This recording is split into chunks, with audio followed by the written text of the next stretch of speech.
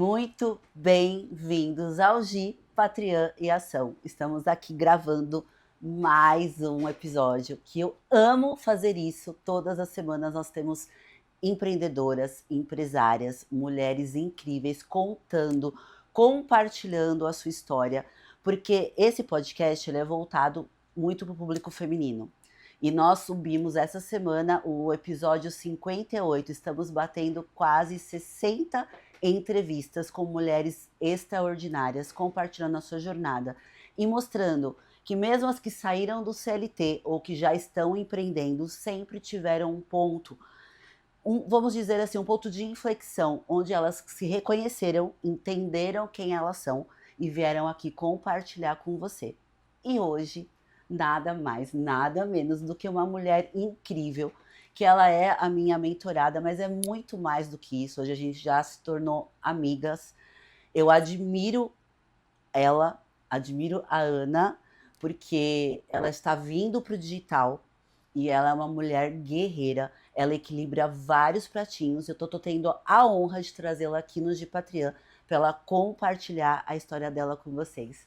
Muito bem-vinda aqui, minha Obrigada! linda. Adorei a parte mulheres extraordinárias. Falei, nossa, eu tô sentada aqui, gente, nessa cadeira. Está sentada e o que eu falo para você durante as nossas aulas, nos nossos áudios, você sabe que é verdadeiro. Sim. E eu tenho muito orgulho.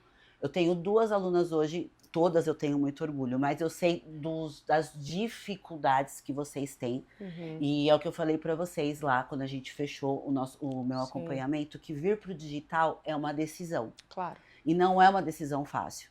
Porque quando a gente já tem uma profissão do qual nos traz a nossa renda, ir para o digital, começar algo do zero, é muito desafiador. Uhum. Você tem que abrir mão de muitas coisas para essa opção. E às vezes é muito mais fácil ficar na zona de conforto. Uhum. Então, eu acompanho você sabe disso, e eu vejo quantos pratos você tem que equilibrar para estar aqui hoje compartilhando a sua história. Sim, sim. Obrigada. Obrigada pelo convite. Eu quero que você conte um pouquinho quem é a Ana antes da Ana Zagur, que está aqui sentada na minha frente. A sua história lá no Brasil, como tudo começou, Ana. Lá no Brasil, então você quer saber da minha história. Olha, eu já como terapeuta, já querendo saber. Bom, eu sou uma pessoa introspectiva, já querendo falar toda da personalidade da pessoa. Bom, eu sou uma carioca, nascida e criada até os 18 anos em uma comunidade, chama Village Pavuna, que é bem dentro de uma favela, da favela do Chapadão, no Rio de Janeiro. Caramba. Então, é muito engraçado as pessoas olharem hoje. Quantas pessoas falam assim, pra você é fácil, você tá nos Estados Unidos. Pra você é fácil, não sei, a pessoa coloca qualquer outro. Você é bonita, você é inteligente. Nossa, gente, pelo amor de Deus. Eu nasci num lugar onde nada foi simples, nada foi simples. A nossa infância não foi simples. Foi dentro da comunidade mesmo? Basicamente, quando meus pais compraram um apartamento, é um condomínio. Tá. É um condomínio onde tem tipo uma praça, sim, né, de entretenimento no meio. Tem vários prédios, vários edifícios ao redor. Era um local lindo, seguro, onde tinha tipo um morro, como se fosse um vale, assim. Tinham 2 morros, assim, e o condomínio ficava no meio. E anos depois ele foi invadido. Então ele foi invadido pela parte da frente e pela parte de trás, e o único caminho para entrar no condomínio era por dentro dessa favela, Caramba. Dessa comunidade. Então não foi um local que, nós não tínhamos reservas, não tínhamos dinheiro, não. Começou de uma maneira, começou uma história linda e acabou sendo dominada pelo crime e... Infelizmente, hoje é uma das favelas mais perigosas do Rio de Janeiro. Caramba. Sair de lá não foi simples, mas saímos. E desde sempre eu entendia, esse lugar não é pra mim, eu não sou daqui. Sabe quando você tá voltando pra casa de um dia longo de trabalho e você fala assim, nossa, que bom, tô voltando pra casa. Eu tinha um sentimento, que bom, tô voltando pra casa. Quando eu chegava em casa eu falava, aqui não é minha casa. Era um sentimento muito ruim e não tinha nada a ver com a minha família. Era aquela questão daquele local. Lugar. Olha, até os meus 18 anos, até eu sair de lá, a minha mãe, ela ia me buscar no ponto de ônibus e voltava. Caramba. Só para eu não entrar e sair daquele local sozinha. Eu lembro de situações, hoje são hilárias, mas não tinha nada de engraçado de meninas me ameaçarem. Você sabe como é que é o meu cabelo, né? Hoje eu tô com o cabelinho fechado, mas eu tenho um cabelão até aqui, bem cacheadão, assim. Então elas falaram, se eu te encontro sozinha, eu raspo a sua cabeça. Se não me aparece aqui sozinha, eu raspo a sua cabeça. Então, imagina, não foi simples. E desde sempre eu danço. Eu comecei a dançar por uma questão de saúde. A formação óssea da criança, do bebê. O bebê, quando nasce, ele nasce com a perninha assim bem para dentro, né? Tem até mães que não sabem, se assustam muito. Ah, meu bebê é tortinho, é por conta da posição fecal. O bebê nasce com as perninhas para dentro, sim. né? Com o desenvolvimento, a perninha fica reta e depois ela forma aquele formato tesoura. Sim. E mais ou menos só com 3 anos, 2, 3 anos, a perninha fica retinha de novo. É um processo natural da bacia, joelho, toda essa formação óssea. Eu fiquei com o joelho para dentro. Os joelhos se amavam, ficava o tempo todo assim para dentro, olhando um pro outro. Caramba! E eu fui fazer fisioterapia, e na fisioterapia, a fisioterapeuta falou, olha, o tratamento dela acabou, mas ela precisa seguir para não voltar. O ideal é que ela entre no balé. Nunca mais parei. Então eu entrei por uma questão de saúde, só que me apaixonei pelaquela arte.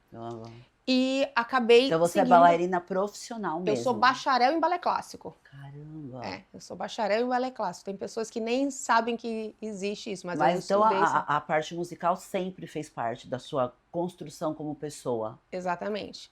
Toda a parte de disciplina, eu já sou uma pessoa que eu já sou altamente disciplinada, é algo natural. Mas o balé fez com que isso fosse eterno. Ele me deu outra visão sobre o que é disciplina.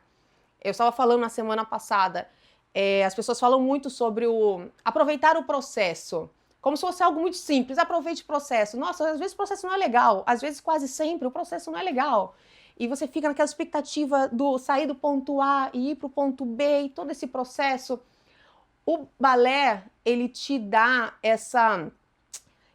Não é um conforto, mas é uma sensação de nunca existe o ponto B. O balé é um constante processo. Constante aprendizado, desenvolvimento. Você nunca chega num ponto final. Então nunca tem... Ai, que bom, eu aprendi a dar uma pirueta perfeita. Parabéns, amanhã você vai dar 2. Ah, conseguiu as 2 perfeitas. Parabéns, amanhã você vai dar 3. Constante evolução. Exatamente. E um dia que você não faz uma aula, um dia que você não treina, você perde a qualidade do seu trabalho. Então, o balé... Hoje, até hoje, várias vezes eu estou fazendo alguma coisa, eu não posso perder a constância. Não existe esse ponto B. Eu vou melhorar hoje, amanhã eu vou fazer melhor e depois melhor. Descanso e vou seguir fazendo melhor. Eu acho isso incrível, mas observando todo o nosso acompanhamento, isso nos torna pessoas muito críticas com nós mesmos. E é isso que a gente conversa, né? A Ana, ela é extremamente disciplinada mesmo. Todas as coisas as tarefas que a gente tem, as coisas que eu coloco no Trello, e eu vejo como ela quer sempre fazer da melhor forma, né, que seja perfeito. Mas às vezes não sai o perfeito que você acha que tem que estar perfeito, mas está perfeito para você começar. Graças aos céus, eu tirei essa palavra perfeição do meu vocabulário. Que bom. E é uma palavra que eu realmente não gosto, não aconselho usar, não uso essa palavra. Porque a perfeição é uma utopia. O que eu tenho comigo é a palavra excelência. Eu vou fazer o melhor que eu posso com o que eu tenho. Isso aí. E eu sei qual é o meu melhor. E talvez para outras pessoas, elas vejam, por exemplo, eu sei que você vê isso, Ana, mas já tá muito bom. Muito obrigada, mas eu sei que não é o meu melhor. E perfeito não vai ficar. Mas eu não vou descansar enquanto eu não entregar a minha excelência. É outra coisa também que vem da minha casa, da minha criação. Para você ter noção, na minha infância, o meu pai um dia segurou eu e minha irmã, eu tenho uma irmã mais nova, falou assim, hoje vocês vão aprender a passar vassoura. Quê? Não, vocês vão aprender a passar vassoura. Quando você passa a vassoura, a poeira sobe até 10 centímetros. Meu pai é engenheiro.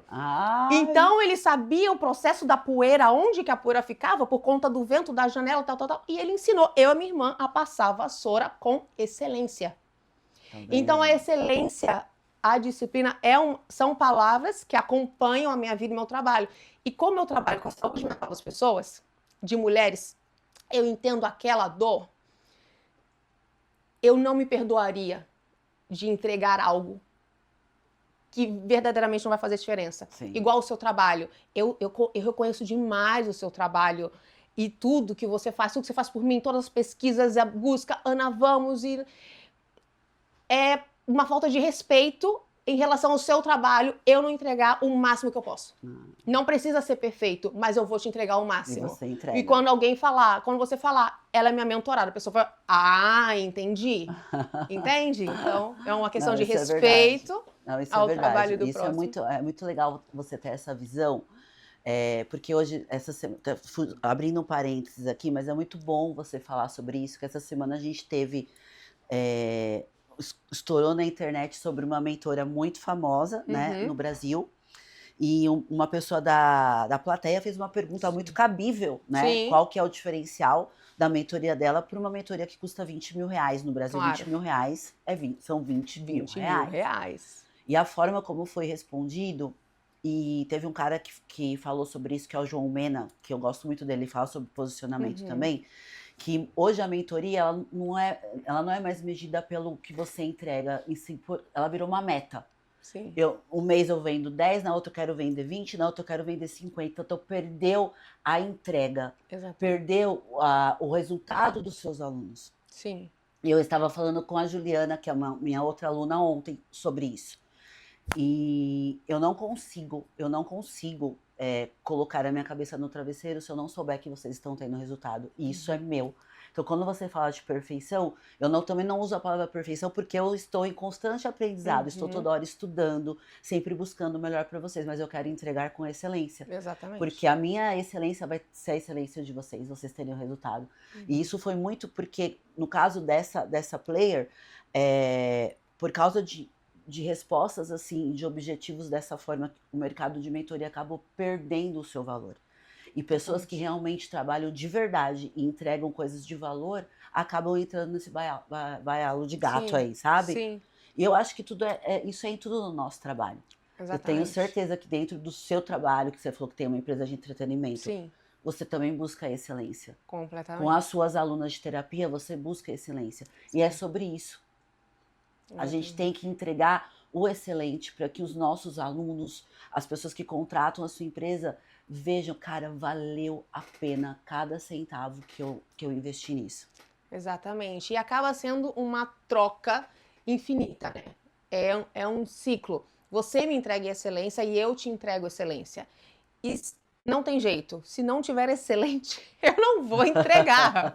Não vou entregar. Às vezes acontece olha, eu tenho exatamente 1 hora, eu sou uma cliente, olha, eu tenho exatamente 1 hora para tratar de você, mas eu sei que nós vamos tratar de um assunto muito delicado para você hoje. Eu quero saber se você quer entrar em outro assunto ou se você quer deixar para outro dia onde eu tenha mais tempo. Eu sei que eu cobro por hora, mas eu entendo que essa situação em particular, é algo que eu vou precisar de mais tempo para te escutar, para entender, para fazer análise e te entregar. O que você quer? Eu tenho essa preocupação. Perfeito. E é essa questão da excelência, assim. Que é o que a gente fala. O que vai tornar a Ana no digital diferente, porque eu sou terapeuta parental, tá? Terapeuta parental tem muitas, que é o que a gente fala. Sim. Qual que vai ser o diferencial da Ana? Sim. Isso é um diferencial. Sim. A minha excelência, eu sei que é um diferencial. Tratar as pessoas pelo nome, pelos traumas, pela dor, pelos valores e não pelos números. A questão do romantização da dor. Nossa, se eu pergunta alguma coisa que me tira do sério, que acaba com a minha saúde mental. É romantizar a dor dos outros. Essas frases motivacionais. Nossa, não funciona comigo. Chega alguém tentando me vender alguma coisa, conversar alguma coisa com frase motivacional. Eu falo assim, gente, eu preciso respirar bastante, porque é algo que me machuca, eu não gosto, não vou fazer. Não. Mas como que foi você vir para os Estados Unidos? Ok, dancei a vida inteira no Brasil. Você fala para quem você trabalhou? Nossa, eu trabalhei com muita gente. Não, mas foi na Globo, né? Dentro dessa arte chamada dança, eu me tornei, primeiro, eu sou bacharel em balé clássico, como eu já disse antes. Eu me formei no Centro de Dança Rio. Passei pelo Balé da Oscar. Uau. Pra você ter noção, o Balé da Oscar, quem dançou lá foi a Sasha, filha de Xuxa. Caramba. Então, assim, foram nomes muito importantes. Maria Luísa, que já não está entre nós, foi no Teatro Municipal do Rio de Janeiro. E do Rio de Janeiro eu fui para São Paulo. Mentira, dentro do Rio de Janeiro ainda, eu fui do Balé Jovem da Débora Coker. Débora hoje, ela é coreógrafa do Cirque du Soleil. Caramba. E tem a companhia dela ainda, Débora Coker. De lá eu fui para São Paulo. E em São Paulo, imagina, eu trabalhei na Coca-Cola, na Lipton. Eu trabalhei com o Hugh Jackman, que é o Wolverine. Tudo dançando. Tudo dançando. Tudo dançando. Eu fui do balé da Cristina Aguilera, pro comercial da C&A. Eu dancei... Nossa, gente, eu dancei com muita gente. Com cantores. Eu fiz turnê com MC Guimê, que agora tá em alta de novo por conta da música Paz de Futebol. Eu fui coreógrafa da MC Guimê por 3 anos e bailarina também. Caramba. Conheci o Brasil inteiro com aquele cantor. Fui do balé do Leonardo, Gian Giovanni, Rick Rene, do Belo. Nossa! Trabalhei na Rede Globo. Eu fiz um quadro com o Severino, que já também não está mais entre nós. Eu fiz Strip Train com o Severino. Você me mostrou esse, me mostrou esse. Sim, e dentro da Rede Globo eu fiz 1 milhão de trabalhos lá dentro. Não dá nem para eu citar todos, que eu nem lembro de todos, fiz vários. Fui do balé da Record também, mas muito rápido, fiz mais participações especiais. E antes de vir para cá, eu estava no balé do SBT. Tinha sido promovida a Garota do Baú, que gira a roletinha do Silvio. Trabalhei com o Silvio Santos, diretamente com o Silvio. Caramba. Então eu fiz muitas coisas, muitos trabalhos lá. E foi lá no... O musical do Michael Jackson, que está em Londres há anos, deve ter mais de 10 anos que esse musical está em Londres, em cartaz. Ele foi aceito pelo próprio Michael Jackson 1 mês antes dele morrer. Eu fiz esse musical. Caraca. Fiz muitos trabalhos. Eu não sabia, nas nossas conversas não deu tempo de falar. Exatamente. E aí chegou uma hora aqui no Brasil, eu falei, gente, tudo que eu faço agora é mais do mesmo. Dançar com cantor, já cantei, é um cantor a mais. Programas de televisão, já fiz todos, é um a mais. Já não faz mais sentido. Já chegou no meu ápice. Já tinha chegado. Tudo que eu fosse fazer, o quê? Algo a mais. Já fiz. Festival, tudo. Eu falei, não, eu preciso sair daqui. Eu quero uma carreira internacional. Eu lembro que na época, as bailarinas do SBT e do Faustão, elas falavam muito de uma companhia aqui nos Estados Unidos que trabalham com, basicamente, restaurantes, nightclubs, eventos, que é algo bem diferente no Brasil. No Brasil isso é visto como algo um pouco chocante e aqui é puro glamour. E elas falavam, nossa, no dia que eu trabalhar num lugar desse, eu já tô com a vida feita. Zerei o game, zerei o jogo. Eu falei, legal. E aí eu comecei a procurar trabalhos. Eu fui chamada para fazer audição do Cirque du Soleil, no Canadá. Eu fui chamada para dançar no balé do Roberto Cavalli, em Dubai. E eu fui chamada para fazer audição do Miami Dolphins, aqui em Miami. No caso, lá em Miami, né? Nós estamos em Orlando. E eu mandei material para eles, e a primeira audição foi do Miami Dolphins. Eu fiz a audição do Miami Dolphins, foram cerca de 1.500 mulheres. Caraca, Ana. Eles escolheram 5 brasileiras para virem para Miami para fazer a audição final.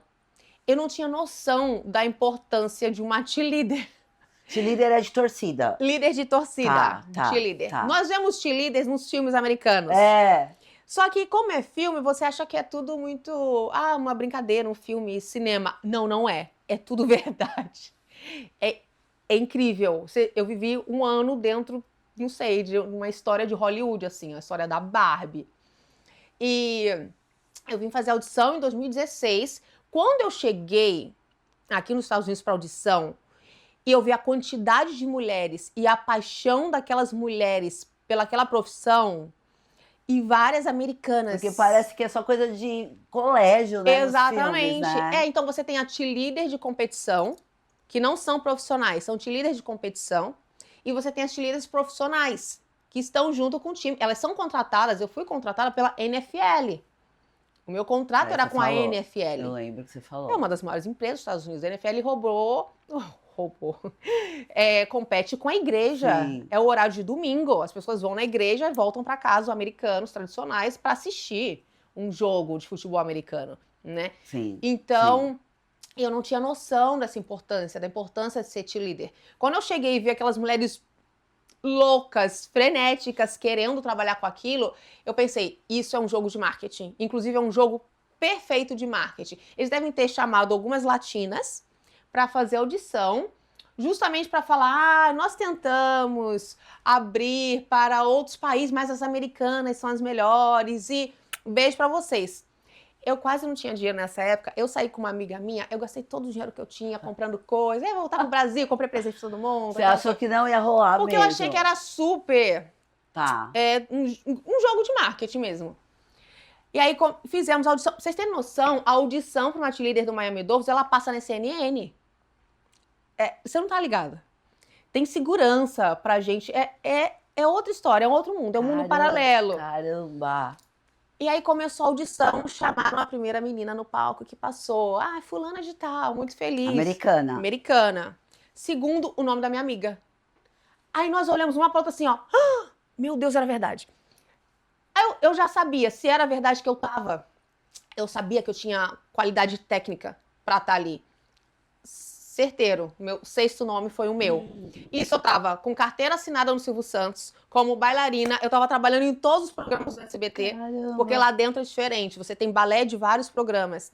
Eu tava trabalhando em vários, quase todos os programas do SBT. Garota do Baú, que não é algo simples de ser. Sim. Também lá sim. dentro tem... o Silvio Santos contratava 5 empresas de auditoria para fazer. Se você tem medo dessas coisas de jogo, loteria, investe no baú. Porque são 5 empresas de auditoria, você tem que saber como funciona aquilo. É muito estressante. Eu falei, gente, não acredito. Como que eu falo com meus pais? Eu tava casada. Você já tava casada? Eu tava casada com outro boy. Lá no Brasil, eu falei, meu Deus. E nós voltamos. Audição foi num domingo. A mãe, né, mãe? O coração da mãe. A audição foi um domingo. Nós voltamos pro Brasil numa terça-feira. E no outro domingo nós estávamos aqui com mala para 1 ano. Eu não consegui pedir demissão, que é todo um processo para você dar baixa em carteira. Você simplesmente sumiu. Não, eu voltei, eu falei, gente, desculpa, eu não sabia que era verdade, eu jamais iria fazer isso. Todo mundo me conhecia, todo mundo do Zigur. Sim. Então me chamam de Zigur. Zigur, tá tudo certo. Não tem problema, eu tive que assinar uma autorização pro meu ex-marido para ele fazer tudo para mim. Ele pediu demissão para mim. Eu voltei para casa dos meus pais. Gente, tô me mudando para os Estados Unidos. Quê? Como assim? Ninguém entendia o que estava acontecendo. Eu falei, com também não tô entendendo. Trabalho. Tudo.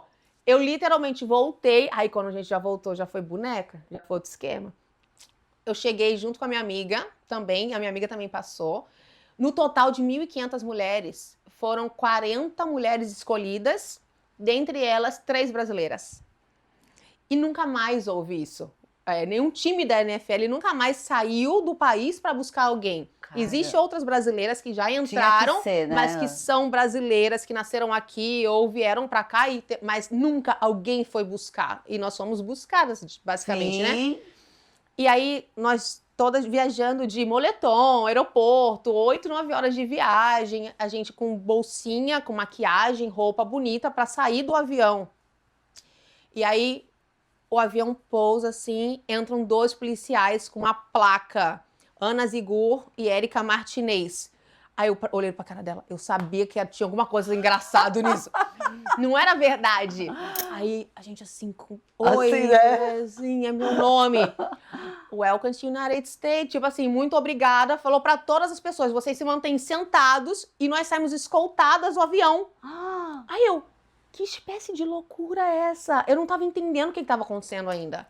Até hoje é muito, muito louco. Nós não pegamos fila de passaporte. Tiveram um atendimento todo diferenciado. Tudo pela lateral, tudo assim, foi uma loucura. E nós chegamos já com casa, conta no banco, Social Security, tudo.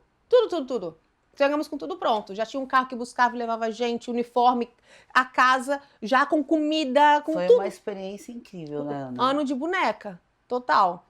E daí, nesse período, eu passei 1 ano com um contrato com eles, depois eu não quis mais. E eu comecei a trabalhar com eventos, outros tipos de eventos.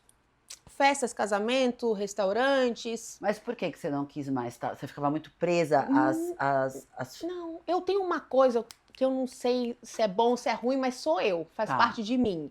Eu tenho como se fosse uma lista de coisas que eu quero fazer na vida. Tá. Eu já tinha arriscado aquilo. Tá, já tinha ido. Ah, não, já fiz. Agora eu quero outra coisa. E aí eu falei, lembra aquela empresa que as meninas falaram que se elas trabalhassem nessa empresa, que é todo aquele glamour, que elas estavam com a vida feita? Pois eu vou lá.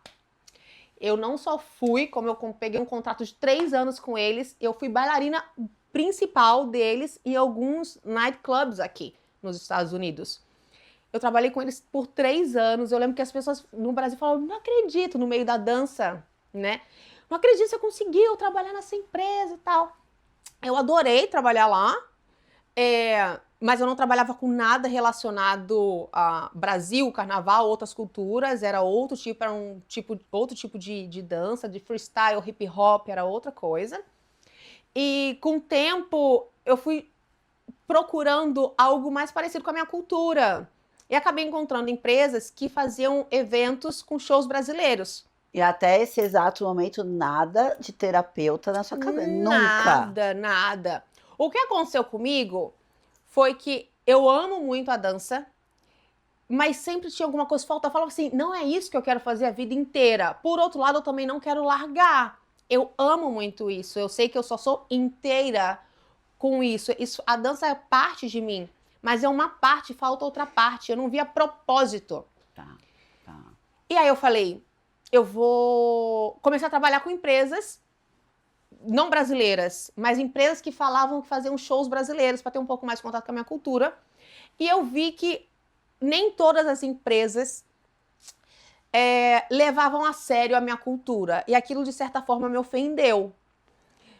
Nem todas tinham roupas de samba, verdadeiramente de samba. As meninas não sambavam. Eu sou brasileira, bailarina, mas o samba é uma técnica muito específica. Sim, eu mesma não sambava. Eu fui fazer aula. E eu via outras meninas de outras nacionalidades batendo o pé, falando que era samba. Aquilo me ofendeu de uma maneira. Eu falei, não. E aí eu abri a minha empresa de eventos com o auge da excelência, buscando tudo isso. Eu realmente fui muito feliz trabalhando com evento. Até hoje eu trabalho com evento. Mas justamente a minha empresa abriu em setembro de 2019. Nessa época eu já estava casada com outro homem, outra pessoa. Com o pai da Valentina. Que é o pai da minha filha, que ele é colombiano-americano. É importante eu falar isso, porque eu já vou te falar sobre isso, porque eu sou brasileira, ele é colombiano-americano, a família dele só fala espanhol.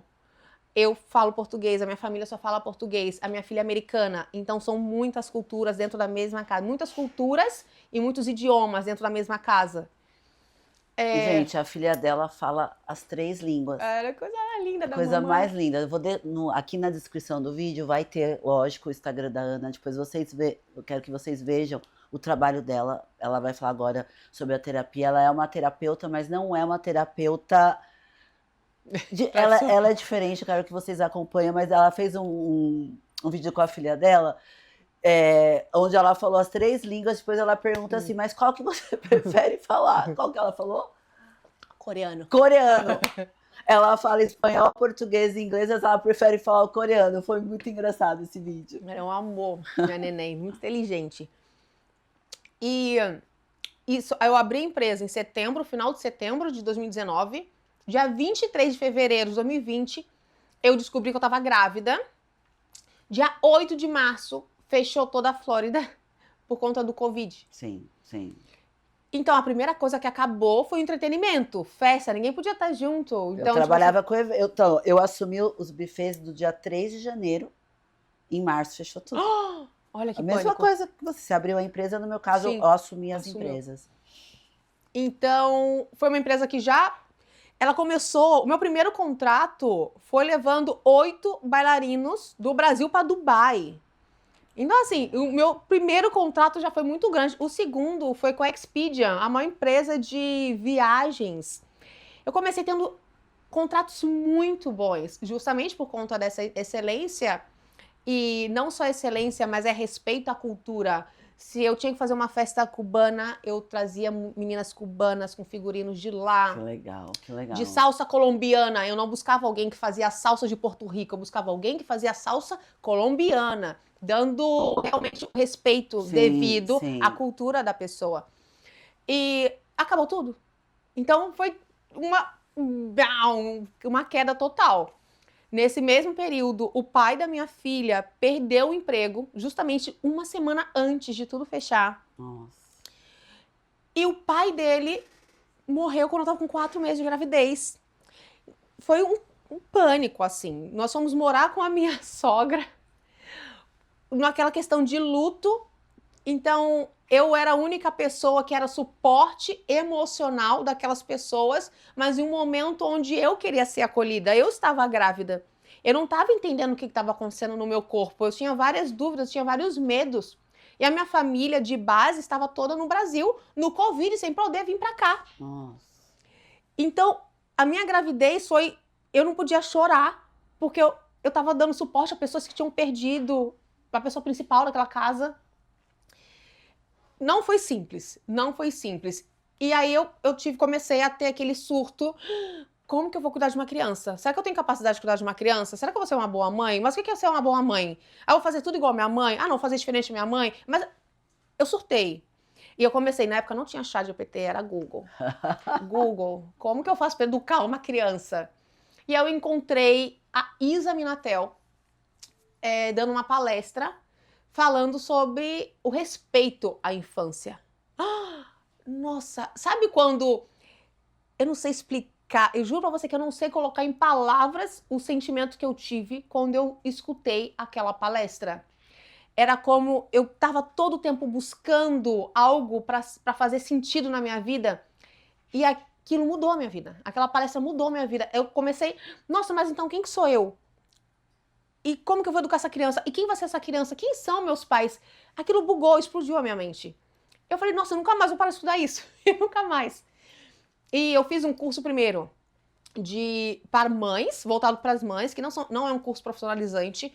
Eu mesma notei que eu precisava me conhecer.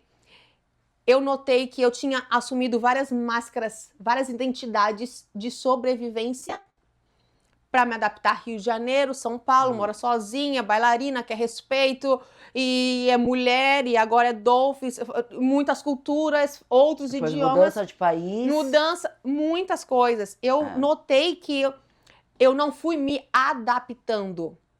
Eu fui criando máscaras. E não era falsidade. Eu simplesmente não sabia quem eu era. Sim. Então eu pensava, nossa, para essa família que é mais assim, ai não, então eu preciso ser. Não, você não precisa ser. Você pode respeitar eles, mas você é outra coisa. O que nada impede de você conhecer algo diferente e se questionar. Nossa, mas que interessante, eu nunca olhei por esse olhar, por essa visão, por esse meio. E eu notei que eu precisava disso e aí eu fui recorrer à terapia para mim mesma e continuei estudando, acabei me tornando educadora parental e depois eu estudei e hoje eu sou neuroeducadora parental. Então, uma educadora parental, ela é um trabalho sensacional, lindo, muito necessário. Eu vi até uma reportagem semana passada falando que é uma das profissões mais promissoras do futuro, da atualidade do futuro. Todas as pessoas estão se perguntando dessa geração. Sim. Como educar essa geração que tem tudo. Sim. Tem tudo e ao mesmo tempo não tem nada. Não tem nada. Tem tudo, mas não tem conexão. Exatamente. Não tem socialização. Não tem socialização. Estão totalmente viciados em tela, né? Às vezes, conforme a gente falou nos bastidores, eu tenho meu filho de 13, vai fazer 13 anos. E é muito isso. E eu acho, a gente já até conversou sobre isso, eu acho que como eu tive uma infância que não tinha celular, e não dá pra comparar, óbvio que não dá o que eu vivi com o que ele vive hoje, gerações completamente diferentes. Mas você fala, cara, o que vai ser dessa geração? Isso realmente, como mãe, é uma dor. Claro. É uma dor. É uma dor. E com a inteligência artificial, como que as crianças vão pensar em propósito, profissão, já que eu tenho um robô que faz tudo? Exatamente. Nossa, eu adoraria ser analista de sistema, uma criança que tem um perfil mais analítico, um temperamento mais Por isso que eu falei das palavras em português, inglês e espanhol. Não tem problema. Mais melancólico. Ela não vai... Nossa, por que eu vou ser analítico se eu tenho um robô que me Vai fazer substitui tudo. e vai fazer tudo? Entende? A própria questão do terapeuta, quantas pessoas hoje achando que estão fazendo terapia, pelo amor de Deus, com um robô. Acabou. E a humanidade? Até que ponto você acha que ele está falando com você para te agradar? Ou verdadeiramente para te tratar? Como que um robô sem sentimento vai entender? Não tem. É uma loucura. Não dá. Então, a educadora parental, ela pega a situação que está sendo vivida e resolve junto com os pais. As pessoas têm essa confusão de achar que a educadora parental fala com a criança. A educadora parental, ela fala com os pais. Quem tem que resolver com seu filho é você. A responsabilidade da sua criança é sua.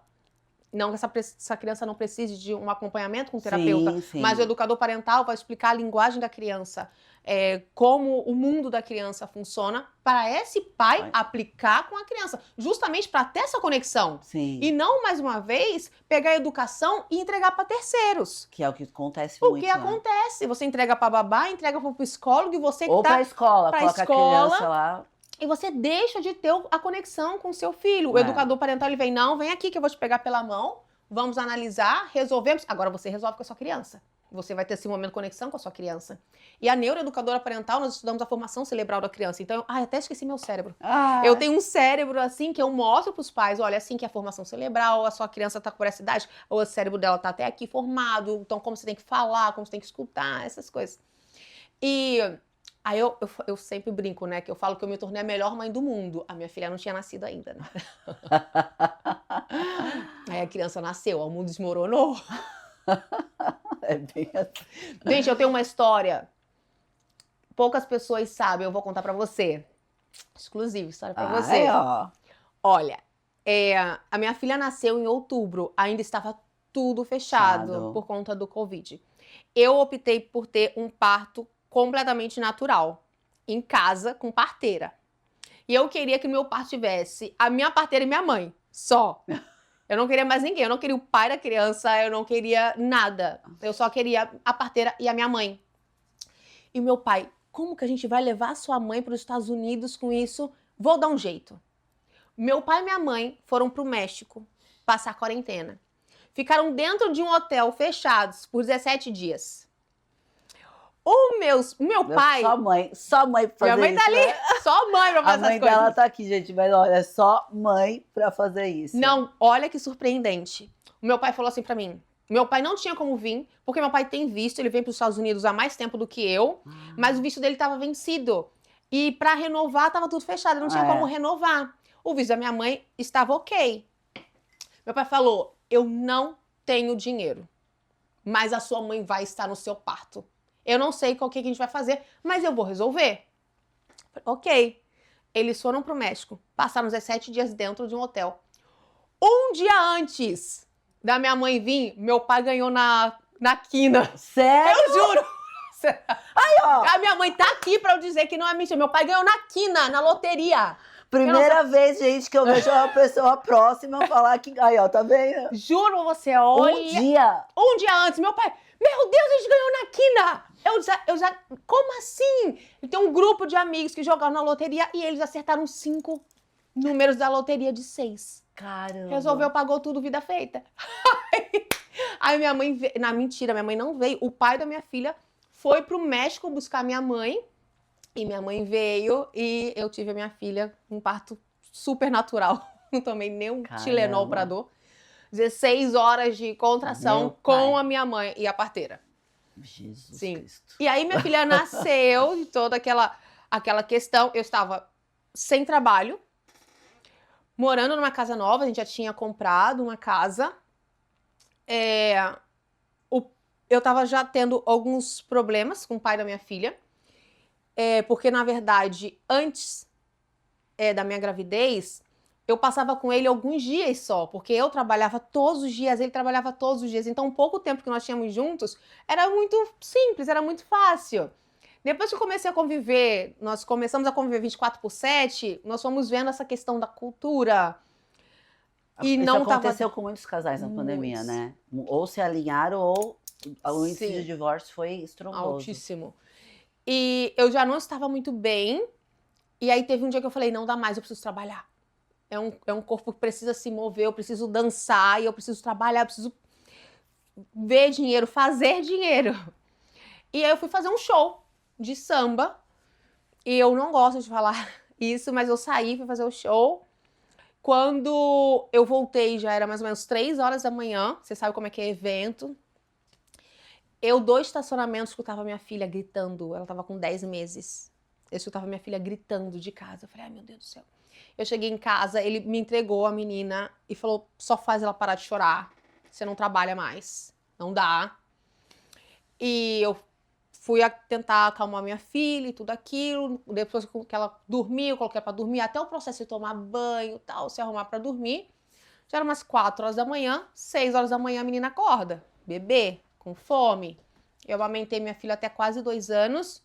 E ela mamando um peito inteiro. Acabou, sugou, acabou. Mudou pro outro. Ótimo, acabou. Ela tava com fome. Ela começou a, tipo, bater, beber, tô com fome. E eu exausta, eu não conseguia levantar, eu já estava cansada, eu estava exausta fisicamente, eu estava exausta emocionalmente, eu não estava feliz, muita culpa, e a culpa é um ciclo muito complicado, porque a mãe, ela se sente culpada por não trabalhar, se sente culpada por trabalhar, A mãe se sente culpada se por sente tudo. culpada por deixar a criança, se sente culpada por ficar todo o tempo com a criança, é um ciclo que não acaba. E vira uma bola de neve. E essa culpa já estava me sufocando, me deixando doente. E realmente, nesse dia, a minha filha acabou me mordendo de fome. E eu fiquei com muita raiva dela. E foram milésimos de segundo de raiva dela. Mas quando eu entendi que eu estava com raiva de uma bebê de 10 meses, que é minha, eu não me perdoei. Eu falei, não, impossível, eu sou a pior pessoa do mundo. Eu não tenho capacidade de me sustentar financeiramente, eu não tenho capacidade de me sustentar emocionalmente. Eu não sou feliz nessa vida. Eu tenho um marido incrível aos olhos de outras pessoas, e eu acho que ele é incrível mesmo para outra mulher, talvez. A casa que eu tinha tudo, e eu tava muito infeliz. E eu tinha acabado de ter um ataque de raiva de um bebê. Eu não me perdoei e naquele dia eu comecei a ter pensamentos suicidas. Eu falei, e assim, pra você entender, a pessoa que tem um pensamento suicida, não é que ela fala assim, vou matar uma. Não. É assim, já sei o que eu vou fazer pra resolver isso aqui. Eu vou conseguir o trabalho. Não, mas vai dar errado, eu não vou passar tempo com ela. Não, é como se fosse uma conta matemática, onde o resultado sempre é, eu preciso parar de sentir dor. Isso tem que parar de doer. A única coisa que eu queria era parar de sofrer.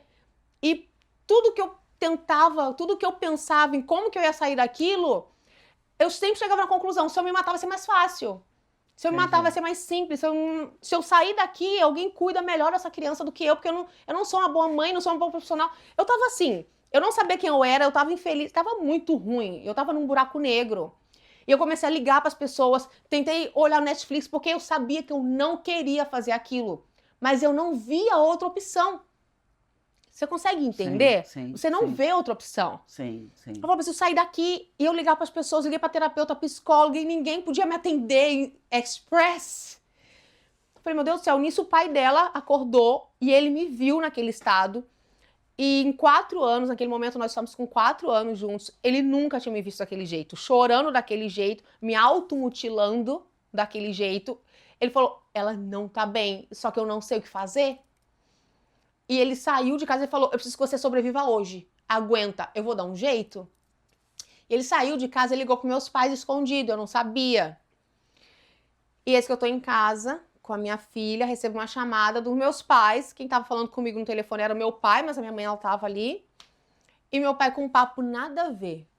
Oi, tudo bom? E todo mundo sabe, né? Imigrante, morando sozinho, não importa o que você tá passando. Você sempre fala, tô ótima. Tá tudo ótimo. Tá tudo ótimo, tá tudo lindo. É a vida que eu queria. Você nunca quer causar preocupação a alguém que não... O que meus pais iam fazer? Na minha cabeça, nada. E naquele momento, meu pai começou a falar assim, não, sabe que eu tava aqui com a sua mãe?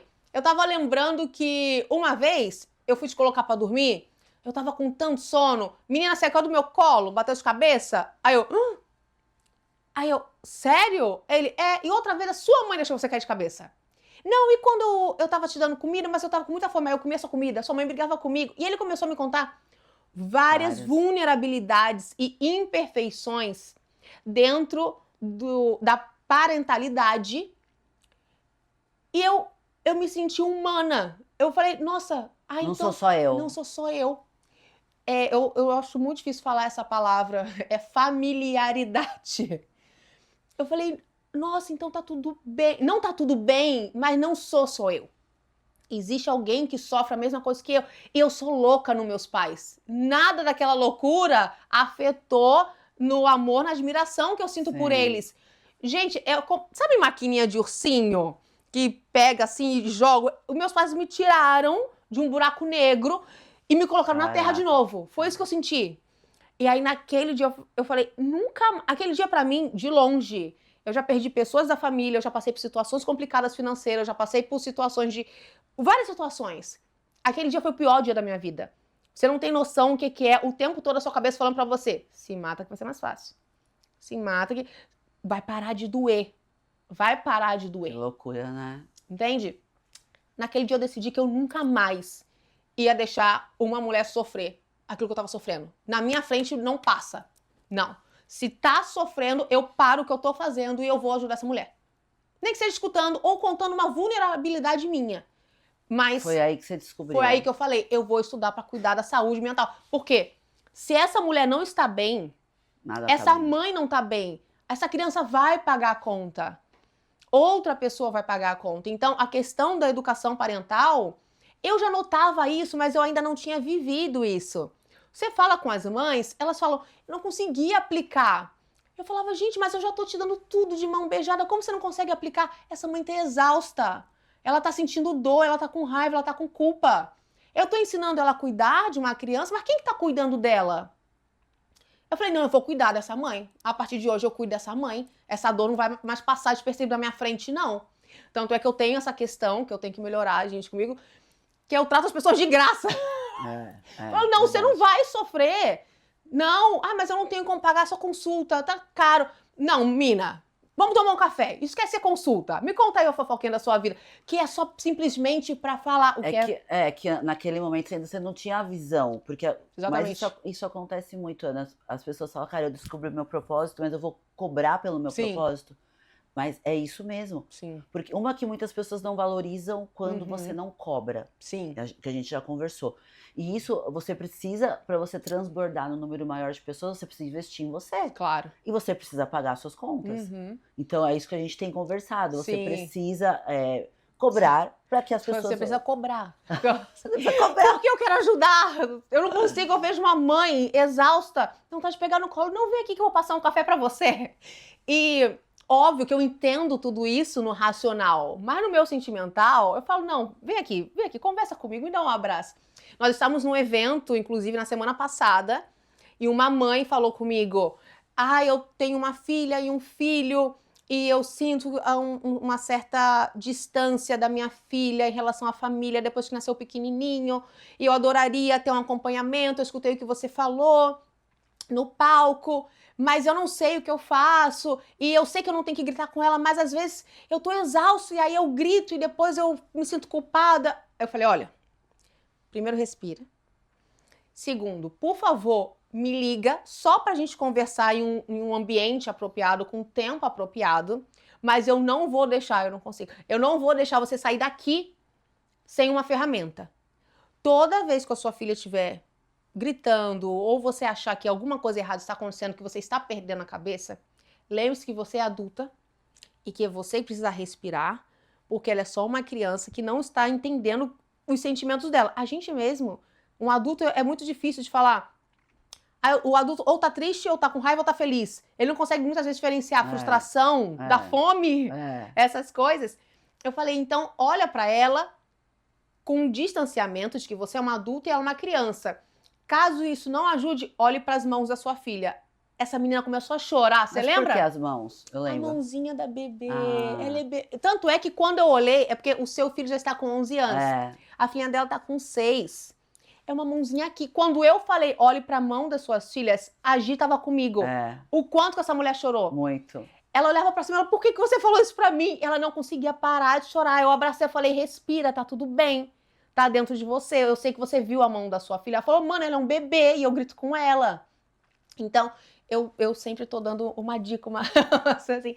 E aí eu acabei me formando em terapeuta emocional familiar, por conta dessa questão da família. Sim. Esse pai tem que estar junto, essa mãe tem que estar... Nem que seja o pai, mas a questão da família mesmo, como funciona essa questão familiar. E depois em terapeuta de identidade e relações.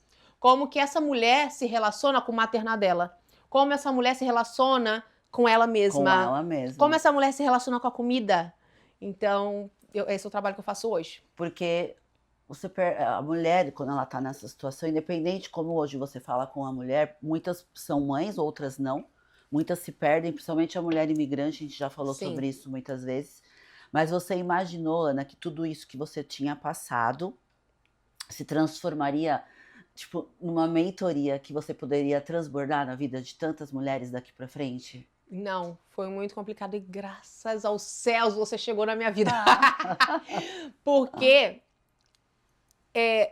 eu sei que eu vivi muitas coisas, eu estudei muitas coisas. Imagina, eu fiz gestão financeira em São Paulo, então eu tenho muitos estudos e eu me interesso por muitas coisas. E eu lembro uma vez que eu era pequena, meu pai falou assim, eu me crucificava muito por isso. Eu falava, as minhas amigas gostam de uma coisa, por que eu gosto de muitas coisas? Porque a cabeça da pessoa que gosta de muitas coisas e não só gosta, faz bem feito muitas coisas, ela fica perdida, acelerada, é uma mente que não para. E meu pai falou assim, não se julga, não se cobra, porque uma hora tudo isso vai fazer sentido pra você. E eu vejo que tudo isso faz sentido hoje. Quando eu consigo falar com uma mãe e eu vejo que, na verdade, o problema que ela tá passando é financeiro.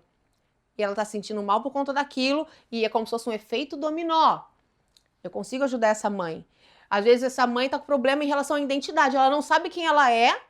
Com a maternidade, ela acabou conhecendo outra versão dentro dela. Ela já não sabe o que ela é, o que ela era, o que ela vai ser, o que ela gosta. Eu consigo ajudar essa mulher também. Ajudar não, que eu não gosto dessa palavra nesse momento. Orientar. Eu consigo orientar essa mulher com a própria dança. Quantas vezes eu mesmo, até hoje eu falo, é o tipo de coisa que eu gosto de fazer a dança terapia. Onde a mulher tem que olhar pra ela no espelho, se ver bem, gostar do que está vendo e executar um movimento. Nossa, você tá falando, já me veio um negócio aqui. Sabe por quê? A dança, as pessoas não entendem isso. O seu evento, que a gente vai fazer lá. Ele vai ser completamente assim. Por quê? Quando você começa a fazer danças, movimentos muito simples, tá tudo muito legal, divertido. Quando eu começo a apertar um pouco mais, exigir um pouco mais de técnica, você vai ver quantas se afastam. Não, eu não sei fazer. Não, eu vou ficar feia. Não, eu não sei executar. É assim que você leva na vida quando alguma coisa difícil acontece? Como algo inesperado é dado a você? Você foge? Você se retira? Não. Acha que vai ficar feia? Volta aqui, se olha no espelho. O espelho. No espelho. Se encara no espelho. Vamos fazer juntas sim. É treino, é técnica, é respiração. Vamos lá. Então eu consegui hoje unir tudo isso. Sem deixar o que você também gosta, que a dança é um complemento. Olha, e olha como faz sentido. Ó, tô vendo isso agora aqui. A mulher, quando ela dança, ela se sente o quê? Bonita, ela se ama de novo. Ela se ama, eu falo. Você sabe que eu agora coloco no Instagram, sempre. A boneca do dia, ou a lata do dia, o face do dia, eu tiro uma foto minha, da minha cara, e coloco, eu tô passando já para várias mentoradas e amigas. Eu ainda não expliquei, porque eu quero justamente que mais perguntas cheguem. Já chegou uma pessoa para mim e falou assim, se você é terapeuta, e ela é uma pessoa que trabalha com posicionamentos também, por que você fica colocando? Então vou dar um spoiler aqui. Você já notou que a mulher sempre está se arrumando ou colocando dignidade no corpo dela para outras pessoas e não para ela? A mulher tá em casa sozinha, ela coloca a roupa que for, com o penteado que for, fica o dia inteiro no sofá. Se eu chegar na sua casa e falar assim, tô passando aí pra tomar um café, você automaticamente se levanta, já faz alguma coisa no cabelo, já quer arrumar a casa, quer se arrumar para me receber, que sou uma amiga sobre café. Então você entrega tudo isso para terceiros e não para você.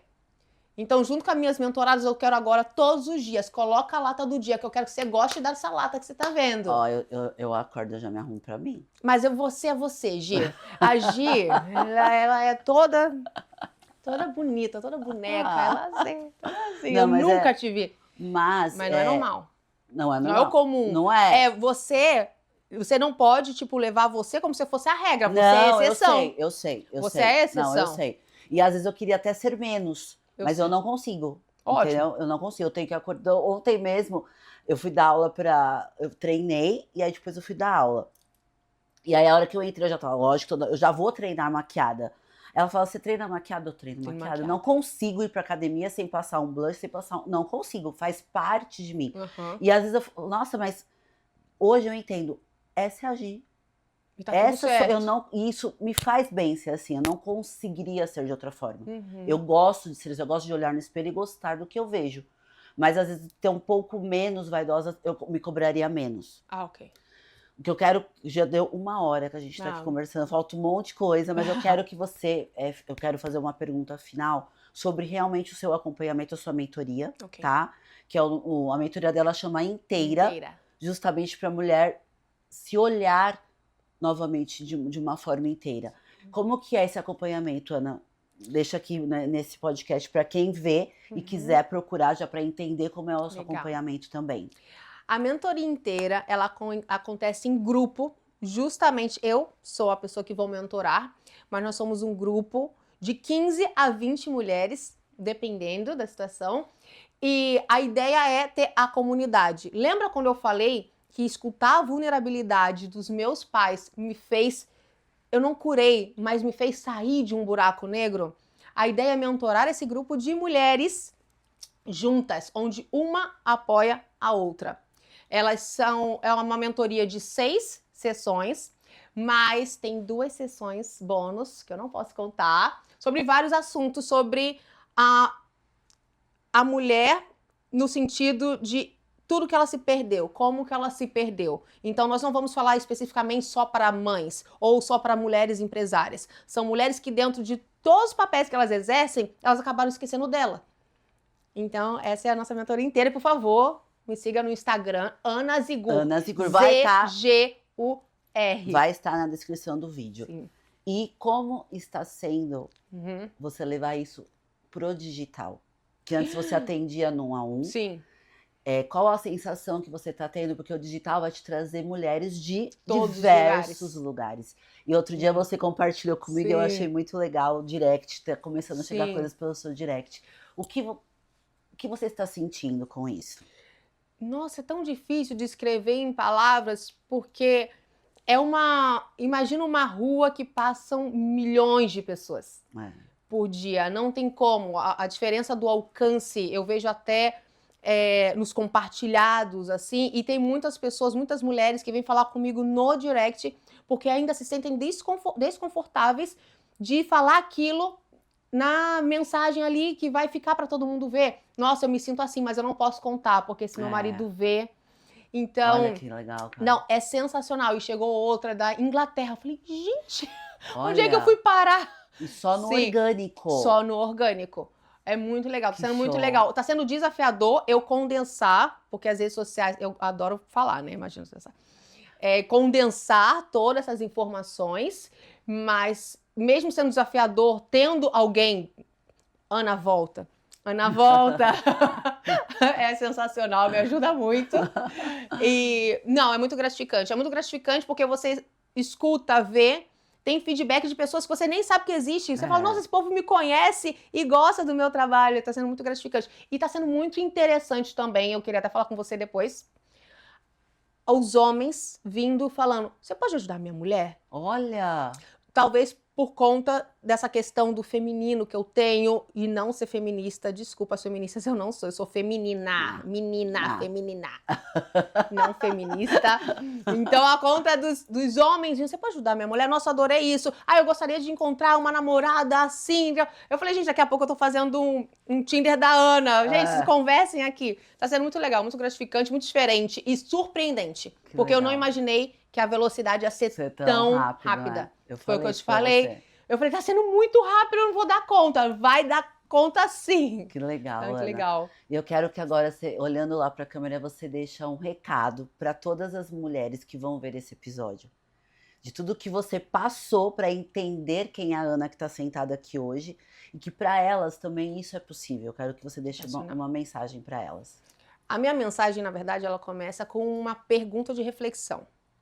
Quem você seria se ninguém tivesse dito o que você é hoje? Nós crescemos com pessoas falando que nós somos tímidas, organizadas, desorganizadas, bagunceiras, engraçadas, e as pessoas vão falando o que nós somos. E até a primeira infância, nós acreditamos nisso friamente, sem nos questionar. Hoje, você é mulher, acolhe aquela criança, honre quem cuidou, quem te criou, mas decida ser você mesma, sem medo. E caso você precise de ajuda, não tenha medo de pedir ajuda. Você não precisa passar por esse processo sozinha. Olhe para você, porque a maior forma de amor que você pode ter por outras pessoas é cuidando de você mesma. É verdade, é verdade. Gente, olha isso. Conheçam o trabalho dela, eu admiro muito mesmo. Me sinto honrada dela ter confiado no meu trabalho. A gente se conheceu palestrando no mesmo evento e ali a gente se conectou. Depois viemos conversar e eu admiro muito o trabalho dela. Sigam, vai estar aqui, como eu falei, aqui embaixo. E eu sei que ela só daqui para frente é só crescer que ela vai. Tenho certeza com a mentoria, depois com outros produtos que a gente já está pensando. E foguete não dá ré, como eu costumo falar. Amém! Obrigada pela sua presença, obrigada por agradeço. compartilhar a sua história. Eu tenho certeza que vai ajudar muitas, muitas pessoas. Amém. E estamos encerrando mais esse episódio do Gi Patreon. E até a próxima.